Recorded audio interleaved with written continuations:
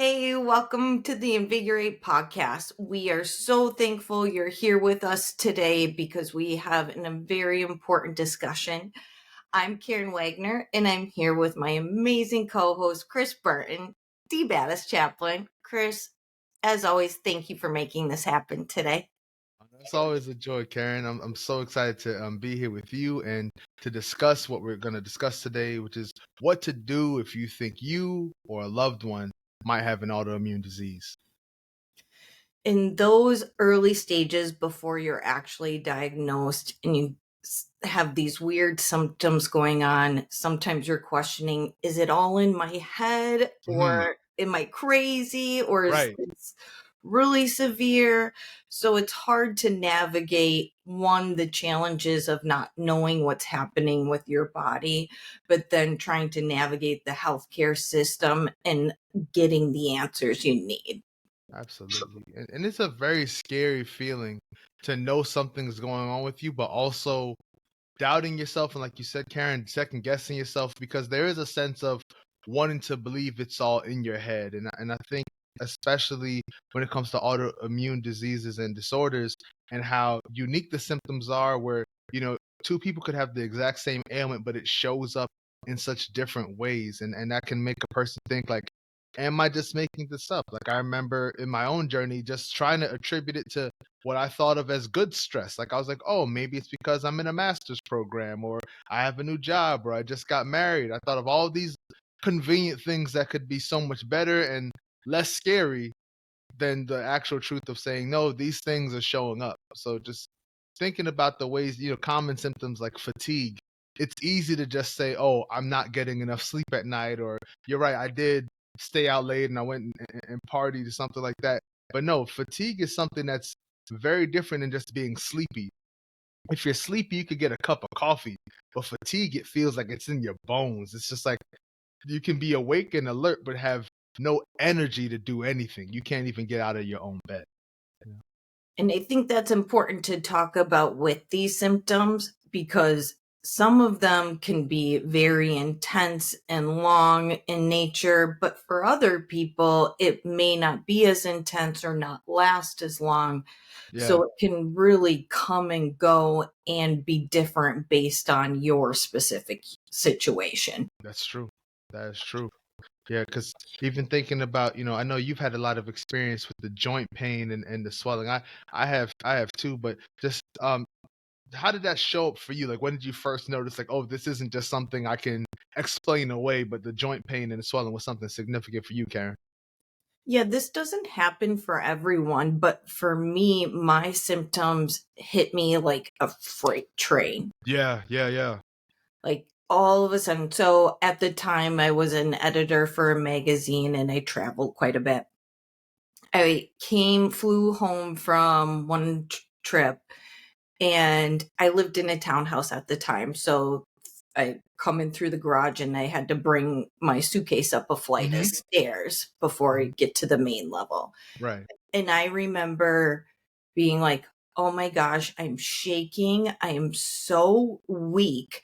I can't get the suitcase up the stairs. And I Yeah, worked yeah. out and stuff. So it's like, this was not normal. I even called my mom and was like, I don't know what's happening. And she was Uh, like, are you having a panic attack? It's like, no, yeah. like I don't have panic attacks. Like Right. I don't know what's going on though. So anyway, I went to bed, just crawled in thinking I had the flu or something. Mm. But the next day I woke up to raging joint pain. Come Like on. every ounce of my body throbbed. I literally walked around like a 90-year-old lady, just like curled up. So Mm. the symptoms were so obvious that it was like, okay, we have to figure out what's happening. Yeah, yeah.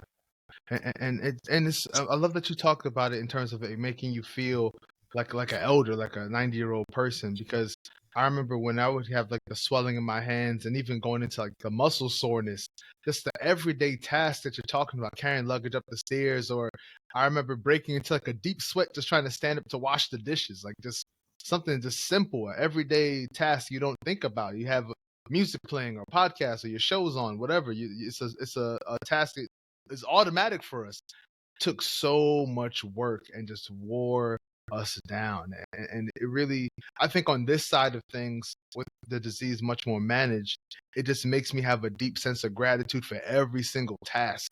You know, something that you might not look forward to, like taking out the garbage, is like, I'm so glad I'll take 2 bags. It's no problem. Like, I feel so happy I can do that now that the disease is managed, you know? Yeah, I'm like, I'll get some fresh air. I'll bring the cans down to the end of the driveway. Oh, for sure. Yeah, for sure.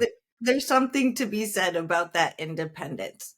But you Yeah, bring up a good point because those everyday tasks, when it feels harder and you haven't changed anything, I think it's important to pay attention to just the level of difficulty in your energy when you're going throughout your day, because that can be clues to what's actually happening internally, or like your body breaking down, because that could essentially be what's happening in the that's it. beginning. That's really true. You know, talking about your body breaking down, I remember for me with my journey of getting diagnosed with lupus, I became the thinnest I'd ever been in my adult life. And I remember you know, I had like friends and coworkers be like, "Hey, whatever you're doing, keep it up. Keep it." I was like, it doesn't feel good. Like this goal I had in mind, it's like target weight number. It was like I always assumed it'd come with like, you know, boundless energy, but I was like, I am exhausted all the time. And so much, you know, we know that with autoimmune disorders, you can have unexpected weight gain or weight loss. And, you know, people may see you and think it's something else. They may think you're on a diet, or maybe if you're gaining a lot of weight, there can be a lot of like negative thoughts and think, oh, this person's like, you know, out of control with their eating. But no, it's not really what, you know, they're choosing to do or not do. It's the effect of the disease and the way it can just make your weight fluctuate in any given way, you know?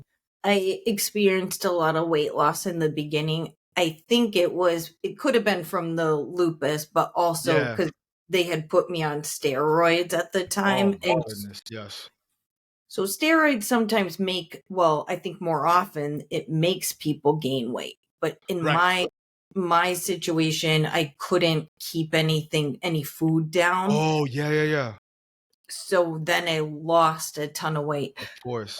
But for you, did you just unexpectedly lose a bunch of weight? So prior to being on steroids, I lost on like on prednisone. I lost a ton of weight. So to just give Okay. folks in the audience a sense of like how rapid this weight fluctuated, I went from, you know, at the time of my diagnosis, and what was lean for me was going down to 230. I was 230. I got put on as much as 80 milligrams of prednisone. So within 3 to 6 months, like I don't want to be too dramatic, but like not even, let's just call it a 6 month window. I went from 230 pounds to 365 pounds.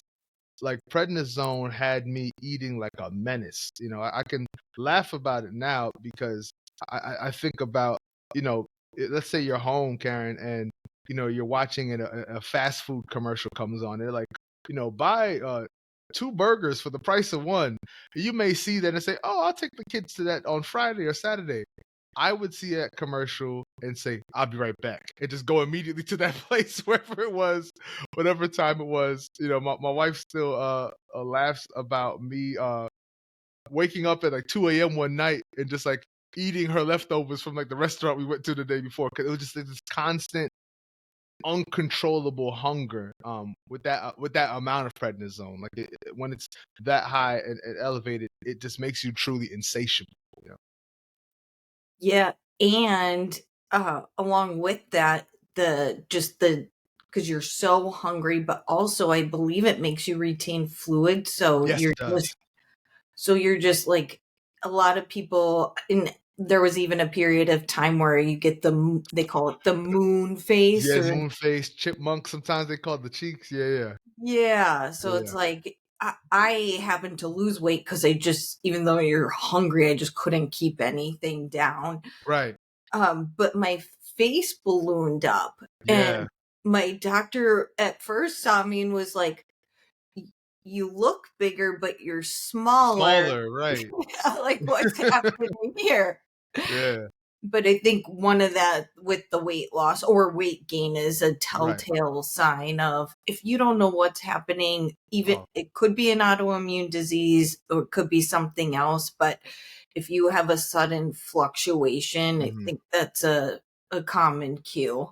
Yeah, and I think it's really instructive for our listeners, whether or not they have a autoimmune disease or disorder, is that I think especially in our culture, we get so attached to like wanting to compliment someone, or like let's say they were really skinny and they're like gaining weight, you're like, oh wow, you're gaining weight, like this looks great. Or let's say they were really big and now they're losing weight, like, oh man, you're doing such a great job.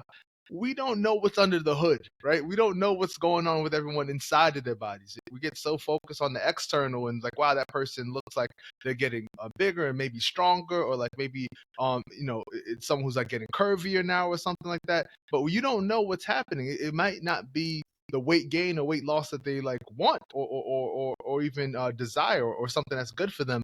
It could be something related to a condition. So I say that to just really, hopefully you're already there in the audience about being guarded about just commenting on people's appearances, but you really don't know what folks are going through. Yeah, and like you said, even if there's they're well intentioned and Right. they want to give compliments, but you still need to be mindful Yeah. about what could possibly be going Yeah. underneath. That's the truth. That's the truth. Yep. Chris, my situation, like I said, it came on suddenly. It Hmm. still took me a few months to get diagnosed, which we can get into. Yeah. But like you said, I mean, how long was it from when you think your symptoms originally started to when you really realized that? So I usually chart it at the first time I had pneumonia, which was like fall was it fall 2011. And then I got diagnosed in winter, like February 2012. So I usually think about it about like a 5-month process. But when I really think about it, Karen, I'd gotten married in summer 2011, and in one of my wedding pictures, you can see, if you really look close, you can see my hair is thinning on the top of my head. Okay. So between my hair thinning and I was having, even though I didn't know it was called Raynaud's, like, my fingers are turning white and blue in 50-degree weather, not even like freezing conditions. I really want to say I had been starting to show symptoms of what would later be diagnosed as lupus for at least 18 months prior to being diagnosed, you know, and just Wow. didn't know, like I wasn't getting the fatigue, but I was starting to show like a little bit of the Raynaud's, the hair thinning, a little bit of joint pain that would increase over the time and really intensify after having pneumonia in the fall. But if I really think about it, and I remember even at that time when I got diagnosed, just saying to my wife, you're in the hospital, you have a time to really think deeply. I was like, man, I think I've had this my whole life and just didn't know. Like it just seemed like a lot of the problems that they were saying, oh, this is associated with lupus. I was like, in some way or another, one of those things had been just like a part of my life, and I just thought it was me. Like I remember, as a quick aside, I never, when I was play sports or just as like a young boy, I did not enjoy doing push-ups at all. I don't know if people out there listening are like, who likes push-ups, but I think there's some people who are like really great at push-ups, right? And I just wasn't one of them. And it wasn't until, my diagnosis and the rheumatologist was showing me the ways that like my elbows weren't really like, where they're supposed to be, like the way that you'd want them to be in order to like get that perfect, almost like 90-degree angle for a push up. My elbows couldn't do that because of just like, I guess, like the wear and tear and the breaking down and the, arthritic pain that was associated with all of that. So I would just think about little details like that, something that I would, criticize myself about. I was like, maybe this was something that was showing up early. I just didn't know. I didn't have the language for the understanding to know like this is connected to something much larger. Yeah. Excuse me. All good. For me with I thinking back to that, it's like I felt like I didn't have a lot of symptoms and then you start to reflect back on kind of what you go through.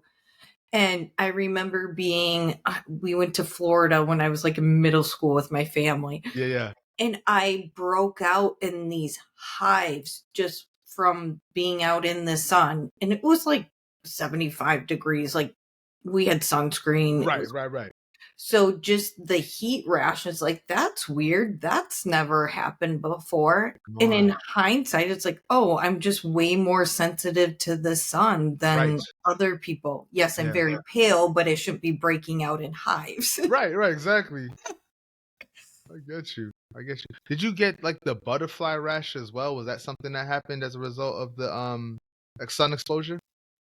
I'm happy you asked me this question. So, when my symptoms first came on, I went to my primary care physician.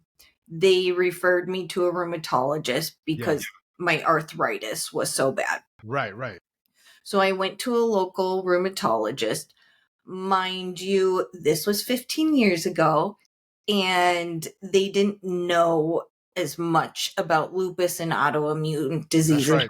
even 15 years ago. That's right. And I will also say this rheumatologist was very close to retirement. So they weren't about to study new stuff. And he just didn't know. Yeah.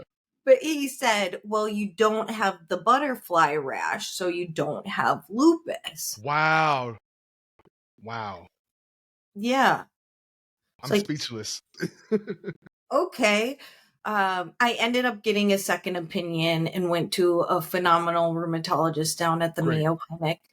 And they, because of my blood work and everything, they were able to diagnose me in the same day, which felt like a miracle at the time. Oh, what a relief.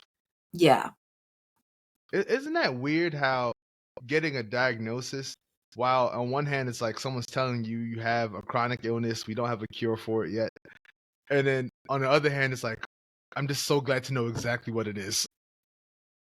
And it's such a weird, I think only those of us who've experienced that room of being told that can fully appreciate the sense of relief that can come with a diagnosis. When you have all these weird things happening and you're questioning yourself and it goes on for a long period of time, I think just the unknown in itself can be so scary and frightening. So getting that diagnosis is like, okay, now we can make a game plan and move forward. Mhm, mhm. That's it, that's it. But it's tough to get a diagnosis because there's not one test that says, yes, you have lupus or you have Raynaud's or Sjogren's, Mhm. whatever the autoimmune disease is. Yeah. It's an kind of interesting backwards process that Right. they have to do to diagnose you ultimately. Yeah. It's almost like they have to tell you what you don't have first. Yeah. Kind of say, well, we know it's not this. And we know it's not, it's a very twisted game of guess who. And you're just knocking down all the different cards. And it's like, okay, we know it's not that. It's not that. It's not that. Getting closer. We'll see what it is. Yeah. Well, because I was tested for MS, Mm-hmm. Lyme disease. That's right. I can't even remember all of the tests I went through. Did Yeah. you go through a gamut of tests? They tested me for everything. Everything. Like I definitely remember like an HIV test at one point. Oh, And they, sure. and they were screening for cancers. Yeah. It was a lot going on for sure. And I just remember just having that, intense fear of your mind just wandering and being like, what is it? And so just knowing that it was something that, while I clearly suffered from already, did not have to be a death sentence was a relief. Yeah. Yeah. So did you went to your primary care and then they Mhm. referred you to a rheumatologist? Yeah, I think for me it was I went to the primary care doctor, especially around the time I had pneumonia. Yeah, so I had Oh, pneumonia sure.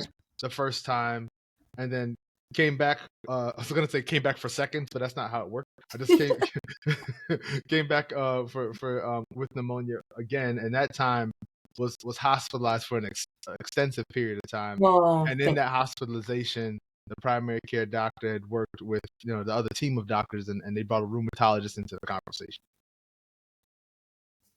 so from beginning to end, oh, you said it's about 18 months.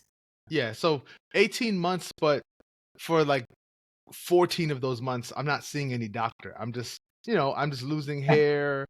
I'm tired a little bit, but not too much. My fingers are blue. I think it's funny. I don't really think anything's wrong.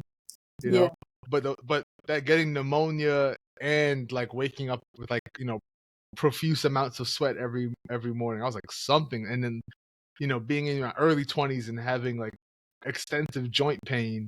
I was like something's wrong, and I cannot put my finger on it, but I am not okay. You know, so that's Yeah. what led me to the doctor, especially after the pneumonia. I think a lot of times, especially when the symptoms are showing up, but there's nothing like major or Mhm. immediate that needs to be addressed, it can be hard to be like, okay, I really need to figure out what's going on. Right, right. Especially when symptoms come and go. You talk Oh, about your fingers turning blue. Mine will go like ghost white and right, then right. they'll start tingling, and I'm more like, this is fascinating. Right, right, exactly. Or- Like you have new powers or something. Like, what is this gonna be? Yeah, that's My interesting. rheumatologist explained it to me though, so you kind of work backwards, like you said, the twisted game of guess who. It's not Mm, this, or this. But that's why I think it's very important to like keep track of your symptoms, how yes. long come and go, because then you have a record of all these sometimes disparate instances of Mhm. random things popping up. Yeah. But by keeping a log of that, it can help you piece together the timeline and the story of what's actually happening. Yeah, that's the truth. And I think with that, just understanding the ways in which you're going to be able to not only understand your symptoms, but even reading your labs. Because let's say you get these symptoms and you're not like me, you don't just think it's funny. You go to the doctor, they're gonna run like some blood, they're gonna order some blood work for you. You can see that and just say like, all right, I don't know what any of these numbers mean. Or what you can do is, as you get that lab report and they have different things, like you might see something like C3 or CBC or GFR, all these different acronyms. Google them, see exactly what they're talking about, right? Like if your doctor's office doesn't provide a sort of metric to let you know that this is a good range and a medium range and a bad range, look up and see like what does like a healthy number look like? What's like a sort of what is the indicator of health for that particular range? So that way, next time you see your doctor, you can have more informed questions. So, I really want to encourage everyone listening to not just have a sense of waiting for the doctor to bring the information up. Come through with some questions that show that you've been paying attention to what your labs are saying, and ask them, everything from, you know, what does this mean? Like, what can I do to help lower or raise this number? Um, are there certain foods I should be avoiding, certain activities I should be avoiding? All that sort of stuff to really give yourself as much information. Information is an important ally in this health journey. It's a really good point, especially with today, a lot of the online patient portals, Yeah. they provide a range so you can see whether you're in the normal range. Hmm. But to your point, like then, okay, this lab said rate is measuring inflammation. Hmm. So based on what the lab is measuring, to your point, then you can be like, okay, what can I do or what lifestyle changes can I make to help improve that specific lab or your overall situation? That's it. And don't be afraid to ask for a referral. Like if you see, think about just lupus, but this affects other diseases as well. If your disease is starting to affect, let's say your kidneys, for example, like don't be afraid to say, you know what, who's a nephrologist that you really recommend for this? Just so I can make sure, even if it's not like super serious now, you know, I think it's really important to be proactive rather than reactive. You don't want to wait for them to now deteriorate or get lesser quality for you to start taking it seriously. Think about what it would look like for you to really, check in with like a pulmonologist to make sure your lungs are okay, and check in with a gastroenterologist and all these different specialists who can really help you with your overall health. You're not going to have to see them too often. I'm not advising anyone to pack out their schedule with appointments needlessly, but just making sure you get into a rhythm of just checking in on your body and making sure you're all right. And in the beginning, when you don't have that diagnosis yet, sometimes you can get into those specialists for, let's say you did get the butterfly rash. Right. You could go to a dermatologist, and those specialists are getting better and better at recognizing the different symptoms, and they might be able to refer you to a rheumatologist or whoever else you need Mhm. to see to treat the underlying condition. That's it. That's it. And to your point, it's really important to remember that there's a lot of health insurance out here that does not require a referral for you to see a specialist. So, you don't have to sort of play that chess game of like, I need to see them so I can see them and see them. It can really just be something of like, to your point, I'm getting a butterfly rash. I need to see a dermatologist. Yeah. And so it can take, like, for me, it was 3 months Mm-hmm. from onset until diagnosis. And I was fortunate to get the care that I got as quickly as I did. For a lot of people, it can last much longer, That's right. especially in today's day and age with our backed up healthcare system. Oh, come on. Come on. I heard something out there. It can take up to like 4.5 years. And sometimes like people have to see 5 doctors before they get a conclusive diagnosis. That's a stressful thing, Karin. That's where my heart breaks, because just the fear of the unknown and not knowing what's going on, it Yeah, can be a scary time. no doubt. I I will say though that there's stuff you can do while you're quote unquote waiting for that That's diagnosis. true. That's true. We mentioned once already, like, and we've said it before, but just tracking your symptoms, and Mm-hmm. the more information you can gather about yourself and your family history Mm-hmm. that you can provide the doctor when you do see them, it'll put you that much further ahead in getting that diagnosis. That's it. Because to your point, Karin, I think the doctor is really trying to solve your riddle, like you're a riddle to them. So being able to say, "Oh, you know what? On my father's side or my mother's side, or my aunt has this, my cousin has this." All those things help put together a piece of the puzzle for the doctor. So really having that conversation with your family members, and hopefully they'll be forthcoming and say what's been going on with them, or what's going on with a great grandparent who you didn't get a chance to meet, and that way you can at least put together some of the puzzle pieces for that doctor. Yeah.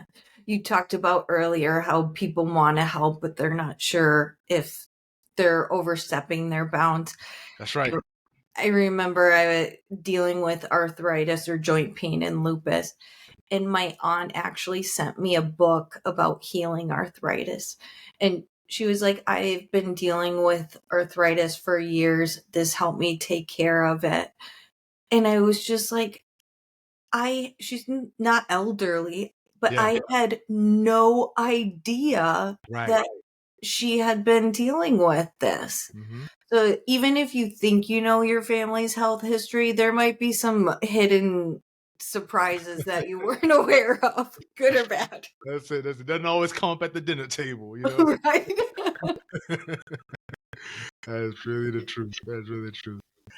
But thinking about like sometimes family and stress sometimes are synonymous, and just thinking about the ways in which throughout the whole journey, just making sure that you're managing your stress really well. Like even going back to what we were saying, if this is taking you 4 years just to get an answer, how you deal with the stress and then sort of the fear of the unknown is really, really important, because stress can exacerbate the symptoms. I'm thinking especially things like inflammation, which help or actually are a source of the arthritis that we're experiencing, and also fatigue. So what does it look like to make sure that you're practicing, you know, things that sound trendy now, but like mindfulness and deep breathing? Like Karin, I can tell you, I have an app that I use that helps me with not just like meditation, but making sure I'm getting the most out of each breath. And just making sure I'm breathing as deeply and as easily as I possibly can. So it's just really managing your stress well is a key ally in this work. I want to talk more about that, but I'm very interested in what app it is. Oh, let me see. So it feels like a live read in. Let me pull up this app right here. It's, So I used to use breath work, and they're fantastic too. oh, But I've started to use this app called Balance. And Balance, they have like different like meditations for different parts of the day. And so much of the meditations, like you can use one for when you're waking up or when you're trying to fall asleep or when you want to do deep work or when you want to get energized. There's all these different breathing strategies and techniques. So you might do like quick, short, shallow breaths or long, deep breaths to really make sure that you're falling asleep properly. And so I use Balance. That's a really great app that I love to use. Okay, we'll put that in the resources. I'm intrigued. I I used to have Headspace, which was amazing. Yeah, for good things. I also like Calm. Meredith, who was on, Uh-huh. she talked about Calm too. But ever since then, I've been kind of floundering and just doing various Spotify or YouTube meditations. That's So fair. I want to check out the Balance app. Yeah, no, it's worth the use. Yeah. And I have to say, like, when you're waiting for a diagnosis, to hear that you need to manage your stress and diet, sometimes it can be disheartening because it's like, I need more than that. Right. However, I will say it does give you some agency in the meantime. And even if you do have an autoimmune disease or something else, it's only going to benefit your overall health and well being. Honestly, because stress management is something that everyone needs in our society and in our world. It's not something that's like only for folks within the autoimmune community. It's something that we all can use. So it's especially if you're just waiting and you're unsure, it can only help to make sure that you're managing stress well and even thinking about like what you intake. You know, avoiding processed foods, avoiding alcohol, making sure you're eating a healthy, nourishing diet. I'm a vegan, so I'm always going to encourage people to make sure they're eating a lot of plants with every meal. Just making sure that you're hydrating your body, you're giving yourself good fuel. Don't make your body work extra hard by trying to break down food that it frankly wasn't designed for you to intake. Yeah. You know? So even with like you talk about being vegan, I've cut out not all, I'm trying all Yeah. processed food. It's a journey. It's a journey. The processed foods are also delicious. Yeah, let's be honest. It's tough. So I do think that's important to note because we talk about you need to meditate, you need to get enough sleep, and it can feel overwhelming. Yeah. But if you can just take on one thing at a time, it's like Right. if sleep's something that if you're just exhausted all the time, focus on sleep, see what else you can do to get a better night, a better quality sleep. That's right. Also recognizing, and then I'll get off my soapbox. All good. All good. Also recognizing that what you're intaking, and to your point, putting in your body, that is it making it harder for your body to function, or Right. is it nourishing you so you can operate better? That's it. That's it. And making sure that you get some movement every day. The I don't know, maybe you've seen this too. There's an ad. I feel like it's like a public health ad that talks about sitting as the new smoking, right? This is a whole sense of those of us who have like office jobs or desk jobs where you're not moving around. Like when I was a classroom teacher, I rarely got to sit. I was always running around the classroom, running around the school. But now I'm sitting there like working on emails mostly. So I'm just sitting and sitting and sitting, and how bad that can be for our bodies. So making sure that we get a chance, even if you use like a smart device that reminds you to stand up, you use a standing desk, you give yourself little rewards like, oh, I'm gonna like walk to the other side of my apartment if I work from home or my office building, and just make sure that I'm giving myself incentives to move around. I think that's something that's really gonna help add months to our life's calendar. Yeah, very much so in the long term. Also, in those beginning stages, when I was talking about being so hunched over because my joint pain Yeah. was so painful. So I was like that for months. So I Mhm. literally lost mobility. Of Like I course. could like barely lift my arms, Yeah. but walking during those times was enough to get my blood flowing and I There would you go. start to loosen up. So even though it didn't feel great, I Mhm. was mindful about how hard I was pushing, but being very conscientious of needing to move Get you. really helps loosen the joints and just keeps everything flowing. Yeah. Objects in motion stay in motion for sure. Back to physics, right? Always, always. You know, I just think about this, the different ways that, we learn these things all throughout our lives, and then once we get back into some sorts of crises, they start to come back like, oh yeah, this makes sense. I'm here for this. This is something useful. So just thinking about, really letting yourself be still enough to really appreciate all the different nuggets of wisdom you've collected throughout the years, and that you can use for moments like these, moments of crisis that can become moments of opportunity. Yeah. Well said. Thank you. Appreciate you. Appreciate you. What do you think about the whole notion of trying to bring family and friends in, helping them help you? Like, really teaching them how to support you best, because that can be often a difficult thing, especially when you're not at 100%. You still have to kind of quarterback this group of folks who are well intentioned and mean well, but may be helpful in ways that are actually not helpful. Yeah, it's a tough question. But especially early on, I think it's important to bring your loved ones, your close friends, and neighbors, colleagues as it Hmm. makes sense along with your journey, so they understand what you're going through. Hmm. To start with, it can be so overwhelming and you can have so many different symptoms like we've talked about. You sometimes question yourself, you're not sure, it's scary. Yeah. So when you go in to see that doctor, it can be hard to absorb all the information that you need. Yeah. And so from the very early stages, even if you're just seeing your primary care and you're not going to get a diagnosis there, having someone you trust there to help you listen and talk through what was said was invaluable in my early Hmm. experience. Hmm. Absolutely, absolutely. And it's funny, as we say this, this month of November is also like National Caregivers Month. So just shout out to all the folks who are Yeah. our ride or dies, who've been with us along the journey. So your support is appreciated. I think it's hard because it's like you want to be open, but you don't want to be draining on other people. Oh, of course, of course, But people want to help and they want to support. they do. So by sharing what's happening, then they're able to help you in whatever way that that makes sense for you. And they're not going to be able to help in the way that you need unless you're really open about what's happening. That's it. That's really the truth. Yeah. So just allowing yourself to be vulnerable, especially if you're the person who, which I found, especially this just doing work with like the lupus community. There's like an overabundance of us who are used to being the helpers, are used to being the leaders.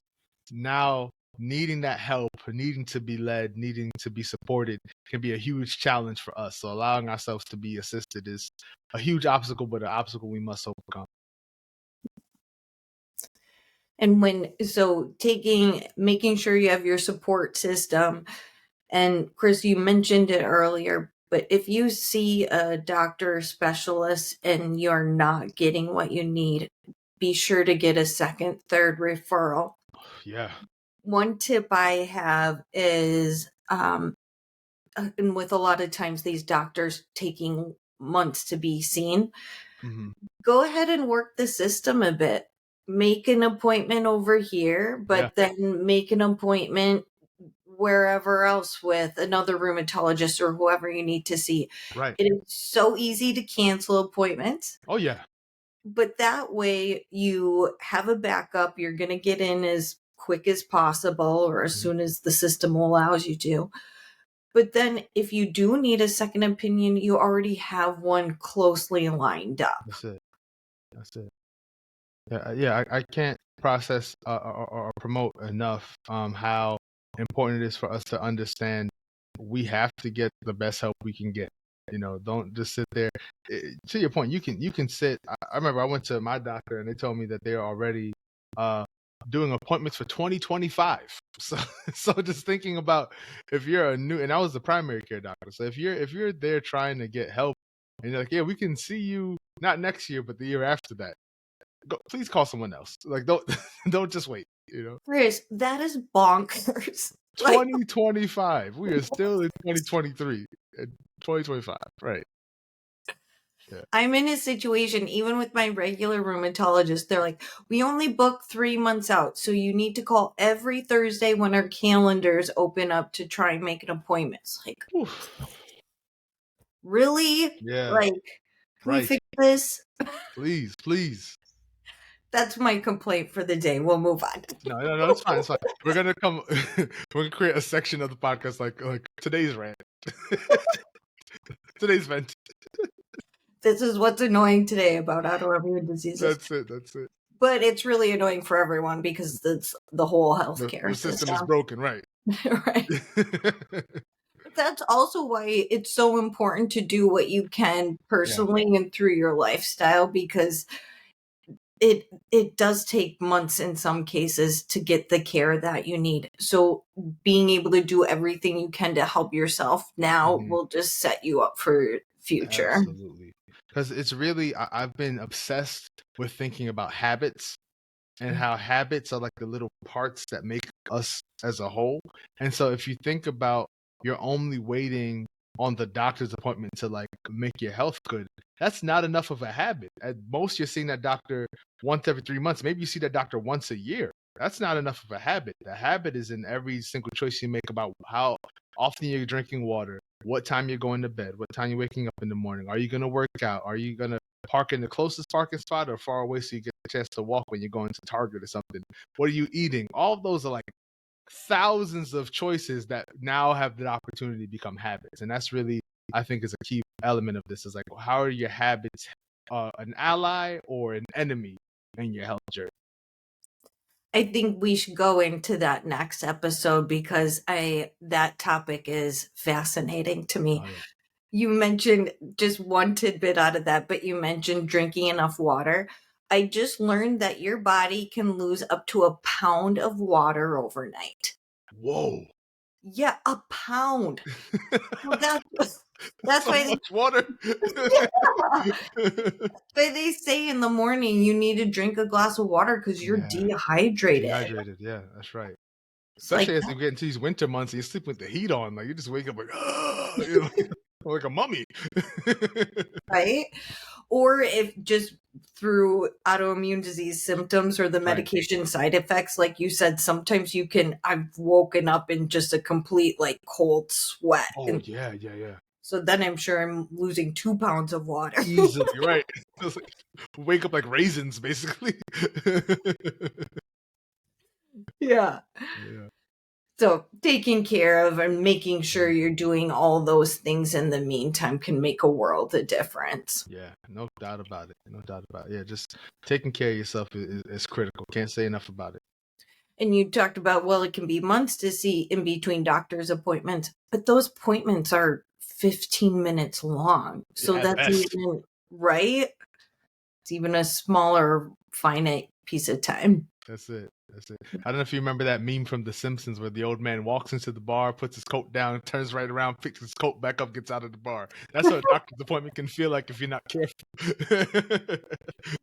There he was, gone. Gone, gone.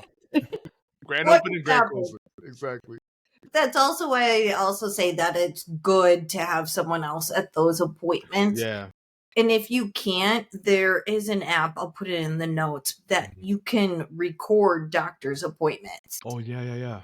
So then you can go back and revisit. It's like, what did they say? Or Yeah. my husband will ask me questions about what happened in the appointment. I was like, I don't know. Right, right. It's I, I hate that feeling of being like I was paying attention. I just do not remember any of it. You know, it's like I think there's just so much information, ton of and information. plus just the emotions of it. Yeah. Even I've been through this for 15 years and still like you're in there and it's like I still have a hard time absorbing everything. Oh, no question. No question. Yeah. I sometimes wonder if it's like the anticipation that the doctor's like, you're fine now. Like, is it almost like this like hope that the doctor's gonna be like, the labs are the best they've ever been. You're good. Never see you again. See you. You know, like Yeah, that's a good point because it's especially as we've like educated ourselves on what these labs mean and what we're trying to do personally to help the situation. Like there is that moment of anticipation where it's like, come on, it's gonna be yeah, good. yeah, yeah. 100%. That's it. That's it. Well, Indeed. Chris, any other things you can think about, or if someone is trying to figure out if they actually have an autoimmune disease, or any other suggestions for them? Yeah, I think the main suggestion that I have, Karen, is don't assume something unusual is just fine, right? Yeah. Like I'm not advocating for you to just run to the doctor every time you have like a runny nose or something like that. But if there's something that you're like, this seems unusual, I would rather you be embarrassed by the doctor saying, "Oh, that's nothing," Yeah. than you assuming it's nothing and it could be the start of something. So just really, and I think that sort of, once again, you're gonna hear me talk about habits, but it's a sense of paying attention to yourself well enough that you know when something seems out of character physically. Just really saying like, hmm, I my breathing's a little shorter than normal, or oh man, that cut didn't heal the way it normally heals, or this elbow's been really hurting, or that hip, or that knee, or whatever, that ankle, whatever it is. Just really paying attention to yourself, and just ultimately, and this goes for everyone. Just be kind to yourself. Be kind enough to yourself to say, "Oh wow, we've been working really hard. We need to rest." And we mentioned keeping track of your symptoms and what's happening in your body, but you bring up a good point. I think it's important to also know what is your lifestyle? What are you doing on a day to day basis? Because pairing up your regular activity that you're used to doing with these quote unquote random symptoms that are happening, Mhm. that can really help piece together the full puzzle of what's Mhm. going on. Absolutely. Like, Chris, I remember you saying how you used to do full court basketball. It's like, yeah, your knees would be sore Right. after, like that's normal, but not a week later Yeah, yeah. normal. Right, right. Yeah, and it's just little stuff like that. Don't just assume like, oh, it's because I played basketball or I played pickleball or whatever you're playing.